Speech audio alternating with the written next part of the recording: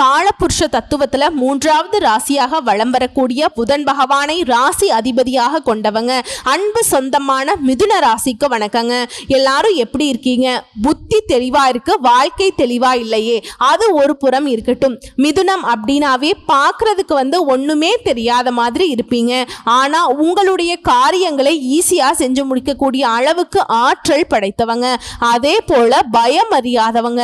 மற்றவங்க எல்லாம் முடியாதுன்னு ஒதுங்கக்கூடிய விஷயத்தை தான் இவங்க வம்படியா செய்வாங்க, வெற்றியும் அடைவாங்க.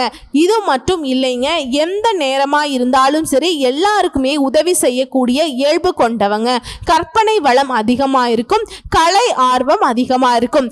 என்னதான் இவங்களால எல்லாத்துலயுமே உறுதியா செயல்பட முடிஞ்சாலும் பொறுமையை கடைபிடிப்பாங்க. எதுவுமே நம்மளால முடியுங்கிற நம்பிக்கை கொண்டவங்க. பொறுத்தார் பூமி ஆழ்வாருங்கிறத மற்றவங்களுக்கு நிரூபிக்கக்கூடிய வகையில மிதுன ராசி செயல்படும். இவங்கள மாதிரி எல்லாம் யாராலையும் இவ்வளவு பொறுமையா இருக்க முடியாது. அட போப்பா சாமி, எனக்கு தேவையில்லை அப்படின்னு மற்றவங்க ஓடியே போயிடுவாங்க. ஆனா ஒரு காரியத்தை கையில எடுத்துட்டாங்கன்னா அதுல இருக்கக்கூடிய நுணுக்கங்களை ஃபர்ஸ்ட் ஆராய்ந்து தெரிஞ்சுப்பாங்க. அதுக்கப்புறம் தான் செயல்படவே ஆரம்பிப்பாங்க. இப்போ ஒரு உதாரணத்துக்கு சொல்லணும்னாக்கா, ஒரு எக்ஸாம் ஹாலில் போயிட்டு நம்ம கொஸ்டின் பேப்பர் கொடுக்குறாங்க அப்படின்னாக்கா, ஆன்சர் ஷீட்ல கை வைக்கிறதுக்கு முன்னாடி நம்ம கொஸ்டின் பேப்பரை முழுக்க படிச்சிட்டோம்னா ஓகேடா, இன்னைக்கு நல்லா தெளிவா இருக்கு, நம்ம படிச்சதெல்லாம் வந்திருக்கு அப்படிங்கிற மாதிரி ஒரு புரிதல் வரும் இல்லையா? இப்ப தெரியாம எழுதுவோம். இதுவே படிக்காம எடுத்த உடனே ஃபர்ஸ்ட் கொஸ்டின் தெரியுமா எழுதலாம் அப்படின்னு சொல்லிட்டு பார்த்த உடனே எழுதிட்டோம் அப்படின்னா கடைசியில் தெரிஞ்ச கொஸ்டினுக்கு கூட நம்ம எழுதாம வர்றதுக்கு வாய்ப்பு இருக்கு. ஏன்னா நமக்கு டைம் மேனேஜ்மெண்ட் வராம போயிடும். அது மட்டும் இல்லாம பதட்டப்படுவோம், பயப்படுவோம், இப்படி நிறைய விஷயங்கள் இருக்கு. முழுசா ஒரு கிளான்ஸ் பார்த்துட்டு எழுதுவோம் பார்த்தீங்களா? அந்த மாதிரி தான் மிதுனம் பொறுமையை ஃபர்ஸ்ட் கையாளும். ஒரு விஷயத்தை எடுக்கிறதுக்கு முன்னாடி அதுல என்ன இருக்கு, செய்ய முடியுமா முடியாதா, முடியாது அப்படிங்கிற பட்சத்துல நம்ம என்ன பண்ணணும், அதை முடிக்க முடியுமா அப்படிங்கிறதுலாம் யோசிச்சு தாங்க பண்ணுவாங்க. இப்படிதான் புத்தியை பயன்படுத்துறவங்களுடைய செயல்பாடு எப்பவுமே தரமா இருக்கும். மிதுனத்தை பொறுத்த வரைக்கும் யாரு என்ன சொன்னாலும் சரி, செய்கை அப்படிங்கிறது ரொம்ப தரமா செஞ்சு முடிச்சிருவீங்க. மிதுனத்தை யாராலும் எடை போட முடியாதுங்க. யாரையும் கொண்டு இவங்களுக்கு நிகரா வைக்க முடியாது. இப்படிப்பட்ட குணாதிசயங்கள் கொண்டிருந்தாலும் மிதுனம் இப்பவும் கஷ்டப்படுறதுக்கான காரணம் கேட்டீங்கன்னா, முன்னாடியே சொன்னோம் பார்த்தீங்களா, எந்த சூழ்நிலை இருந்தாலும் எந்த நேரமாக இருந்தாலும் எல்லாருக்கும் உதவி செய்வதனாலேயே மிதுனம் 20க்கும் தோத்துக்கிட்டு இருக்கு.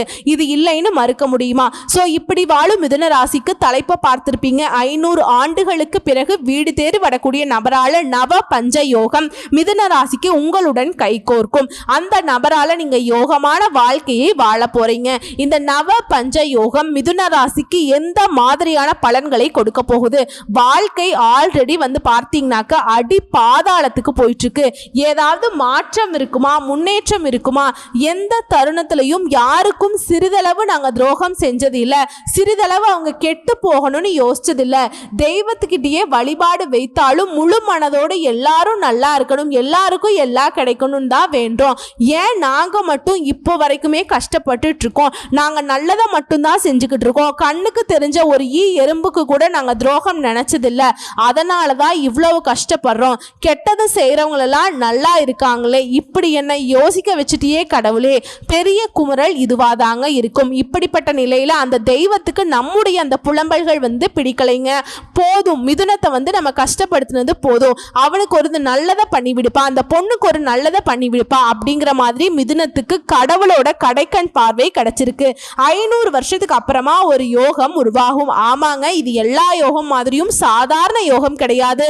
500 வருடங்களுக்கு முன்னாடி இந்த மாதிரி ஒரு யோகம் உருவாகி இருக்கு. இது திரும்பவும் உருவாகிறதுங்கிறது வாழ்க்கையில இப்போ யாருக்கு என்ன திசை வேணா நடக்கட்டும், எந்த கிரகங்கள் எங்க வேணாலும் உட்கார்ந்து இருக்கட்டும், புரியுதுங்களா?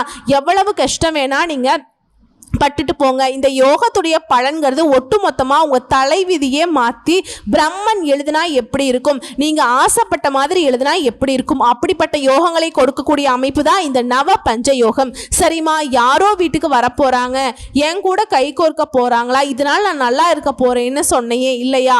யார் அது அப்படின்னு கேட்டீங்கன்னா, இந்த 500 ஆண்டுகளுக்கு பிறகு, அதாவது ராகு பகவான் உட்கார்ந்திருக்கக்கூடிய இடத்தையும் குரு பகவான் உட்கார்ந்திருக்கக்கூடிய இடத்தையும் பொறுத்துதான் இந்த நவ பஞ்ச ராஜயோகம் உருவாகி இருக்கு. இதனால மிதுன ராசிக்காரர்களுக்கு அதிர்ஷ்டம்ங்கிறது கதவை திறக்க போகுதுங்க. இப்போ வேத ஜோதிடப்படி கிரகங்கள் எல்லாருமே ஒரு குறிப்பிட்ட கால இடைவெளியில ராசியை மாற்றும். இதனால சுப யோகம் உருவாகும், ராஜயோகம் உருவாகும். இது மனிதர்களுடைய வாழ்க்கையில பெரிய தாக்கத்தை ஏற்படுத்தும். அதெல்லாம் வேணாம், யாரு எங்க வேணா உட்கார்ட்டும், நவ கிரகமா இருக்கட்டும், இடம் மாறட்டும், பயிற்சி ஆகட்டும், என்ன வேணா பண்ணட்டும், இப்ப எனக்கு நல்லது நடக்குமா அதை மட்டும் கொஞ்சம் தெளிவா சொல்லிட்டு போ, புரியுதா? இந்த முதல்வன் படத்துல ரகுவரன் சார் சொல்லுவார் இல்லைங்க, ஒரு நாள் முதல்வர் ஆக முடியுமா முடியாதா? அப்ப அந்த வக்கீல் சொல்லுவார் இல்லைங்களா, அக்கார்டிங் டு த லா, ஏன் முடியுமா முடியாதா? அந்த மாதிரி தாங்க வந்து இப்ப கோபப்படுவீங்க. ஏன்னா அந்த அளவுக்கு பயங்கரமான கஷ்டத்துக்குள்ள இப்ப வரைக்கும் வாழ்ந்துட்டு இருக்கீங்க.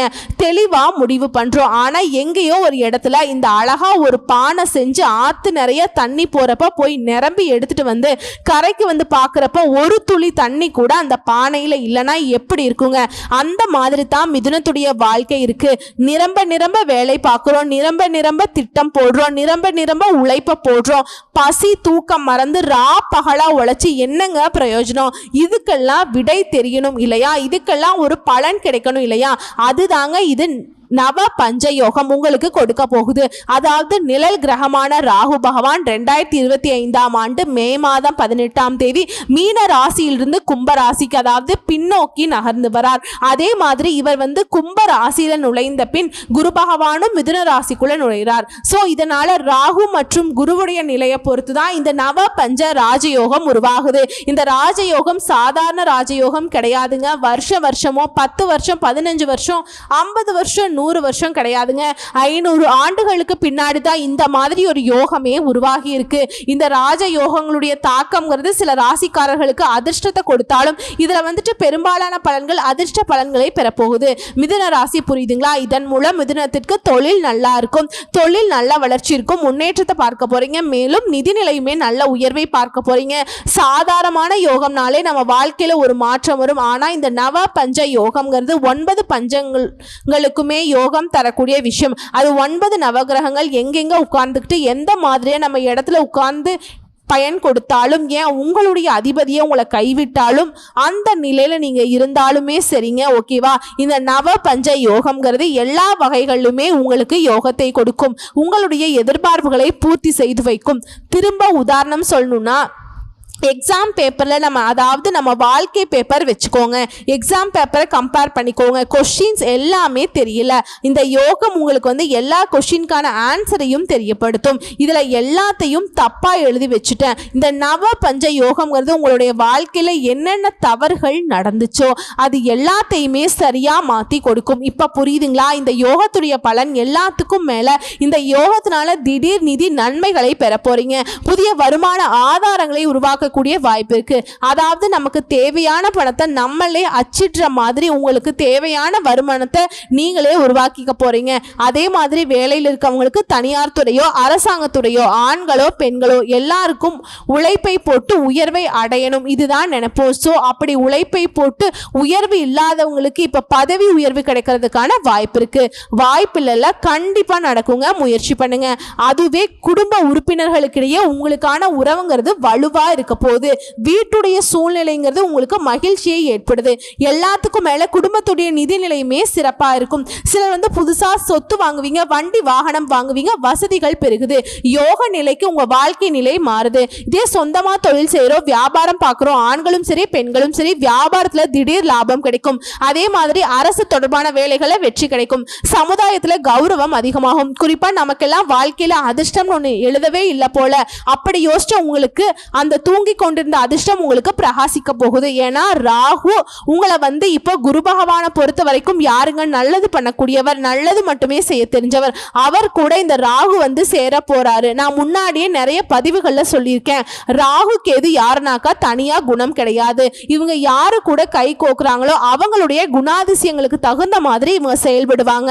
இப்ப குரு பகவானை பொறுத்த வரைக்கும் உங்களுக்கு வந்து ஒரு 1000 ரூபாய் கொடுக்கிறாருன்னு வச்சுக்கோங்களேன். இவர் என்ன பண்ணாரு, பக்கத்துல ஒரு ஜீரோவை சேர்த்து சேர்த்துவாரு. இல்ல குரு பகவான் ஒரு 10,000 ரூபாய் கொடுத்தாருன்னா இவர் ஒரு 0 சேர்த்து 1,00,000 கொடுப்பாரு.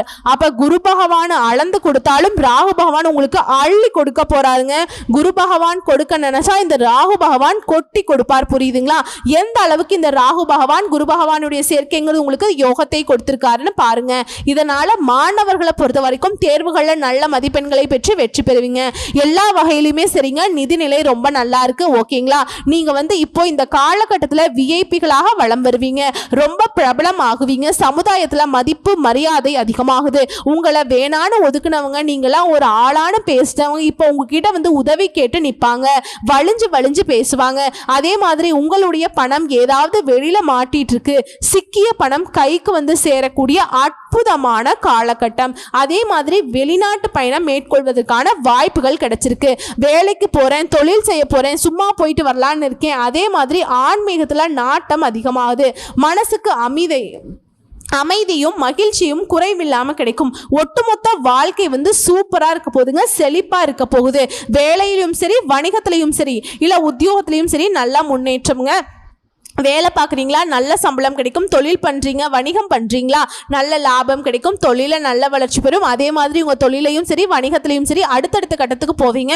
வேலை பார்க்குறவங்களுக்கு பதவி உயர்வு கிடைக்கும். அது மாதிரி வேலை இல்லாமல் நான் ரொம்ப தவிச்சுக்கிட்டு இருக்கேன், வேலை தேடிக்கிட்டு இருக்கேன், முயற்சி பண்ணுங்க, இப்போ நல்ல வேலை கிடைக்கும். இல்லைம்மா ரொம்ப நாளாக ஒருத்தர் கீழே வேலை பார்த்துட்ருக்கேன், கவர்மெண்ட் வேலை தான் பார்த்துட்ருக்கேன், இருந்தாலும் பெருசாக எனக்கு ஒரு திருப்தி இல்லை, வருமானம் பெருசாக போதுமானதாக இல்லை, என்னுடைய கமிட்மெண்ட் வேற, ரொம்ப நாளாக தொழில் பண்ணுற எண்ணத்தை வச்சிட்டு இருக்கேன், இப்ப நான் செய்யலாமா? தாராளமா செய்யலாங்க. சாதகமா இருக்கு.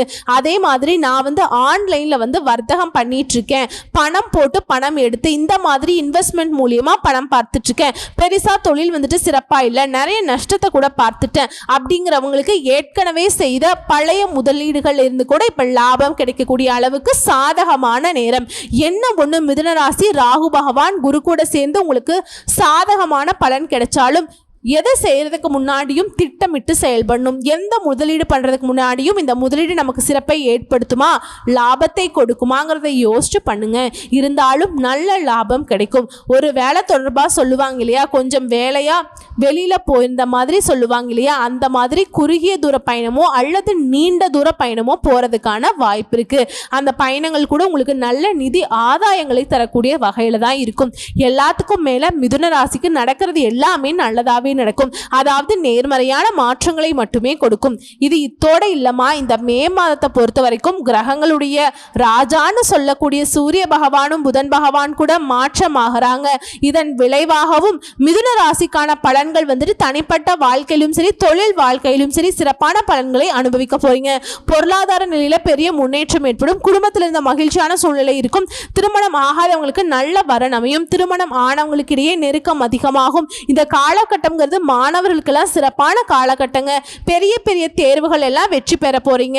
அதே போல மிதுன ராசியை பொறுத்த வரைக்கும் யாராக இருந்தாலும் சரிங்க, 6 வயதிலிருந்து 60 வயது வரைக்கும் கொடுத்த வாக்கை நிறைவேற்ற முடியும். சொத்துக்கள்ல முதலீடு செய்ய இதுவே சிறந்த நேரமா இருக்க போகுது. அதே மாதிரி உங்க உடல் ஆரோக்கியம் சிறப்பா இருக்குங்க. இந்த ஆரோக்கியம்ங்கிறது உங்களுடைய முயற்சிகளுக்கு உறுதுணையா இருக்கும். ஏன்னா சுவர் இருந்தாதானே சித்திரம் வரைய முடியும். அந்த மாதிரி நீங்க நல்லா இருந்தாதான் உங்களுடைய செயல்பாடுகள் வெற்றி பெறும் இல்லையா? எல்லாத்துக்கும் மேல உங்களுடைய நீண்ட நாள் ஆசைகள் எல்லாமே அடுத்தடுத்து நடக்குங்க, நிறைவேறும். பணம்ங்கிறது பல வழிகள்ல வந்துட்டே இருக்கும். அதாவது பல வழிகள்ல வருமானம் வருவதனால நிதிநிலை அப்படிங்கிறது இரட்டிப்பாகும். நீங்க நினைச்சது எல்லாமே, நினைச்ச காரியங்கள் எல்லாமே வெற்றிகரமா செஞ்சு முடிச்சுக்க முடியும். எதிர்பாராத அதிர்ஷ்டத்தால திடீர் லாபத்தால மிதுனம் மகிழ்ச்சி கடல்ல திளைக்க போறீங்க. இது உத்தியோக பணிகள் இருக்கீங்களா, தனியார் துறையோ அரசாங்க துறையோ, ஆண்களோ பெண்களோ, அலுவலக சூழ்நிலை உங்களுக்கு சாதகமா இருக்கும். இது நாள் வரைக்கும் அப்படி இல்லவே இல்லை.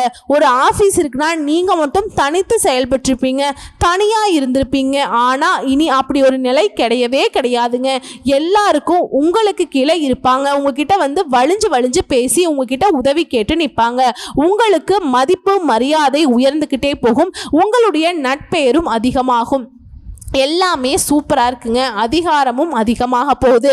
சிறப்பான காலகட்டங்க. என்னங்க குறை? வேலை இல்லையா? வேலை கிடைக்கும். தொழில் நல்லா இல்லையா? தொழில் முன்னேற்றம் இருக்கும். லாபம் கிடைக்கும். குடும்பத்தில் மகிழ்ச்சி இல்லையா? அமைதி இல்லையா? இப்போ அது எல்லாமே கிடைக்கும். திருமணம் ஆகலையா? நல்ல வரன் கிடைக்கும். திருமணம் ஆயிடுச்சுமா? குழந்தை பாக்கியம் இல்லை, இப்போ குழந்தை பாக்கியத்துக்கான வாய்ப்பு கிடைக்கும்.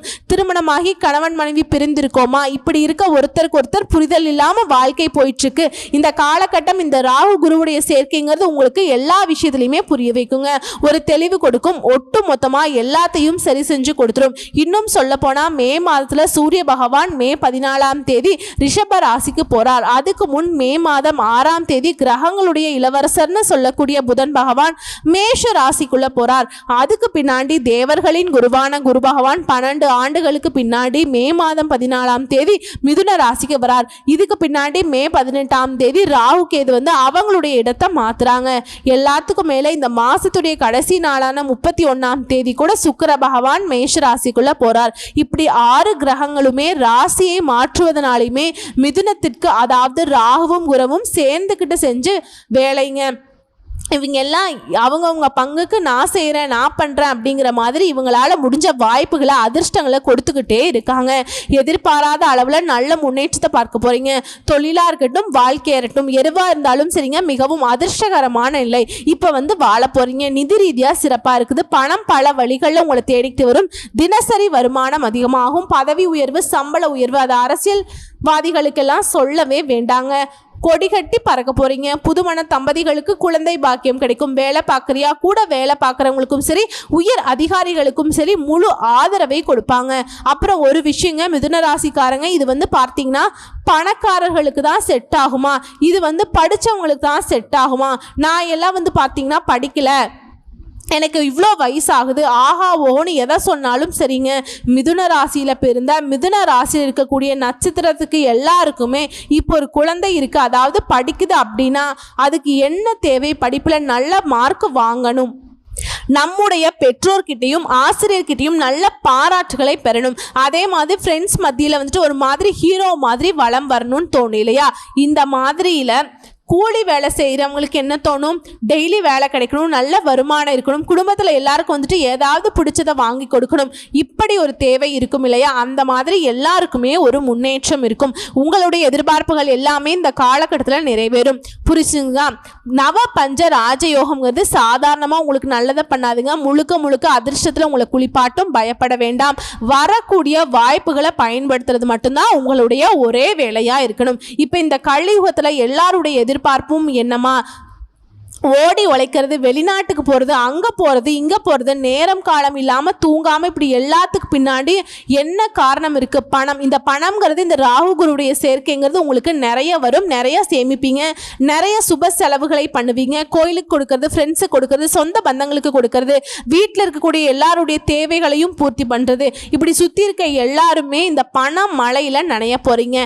இப்போ மழை பெஞ்சா மனுஷனுக்கு மட்டுமா சந்தோஷம், இல்லை செடி கொடிகளுக்கு மட்டுமா சந்தோஷம்? உலகத்தில் இருக்கக்கூடிய எல்லா ஜீவராசிகளுக்குமே அது ஒரு பயன் கொடுக்கும் இல்லையா? அந்த மாதிரி மிதுன ராசிக்காரர்களுக்கு இந்த நவ பஞ்ச ராஜயோகம்ங்கிறது உங்களுக்கு மட்டும் இல்லைங்க, உங்களை சார்ந்தவங்களுக்குமே நல்லதுதான். அப்பா, கேட்கவே ரொம்ப சந்தோஷமா இருக்குமா?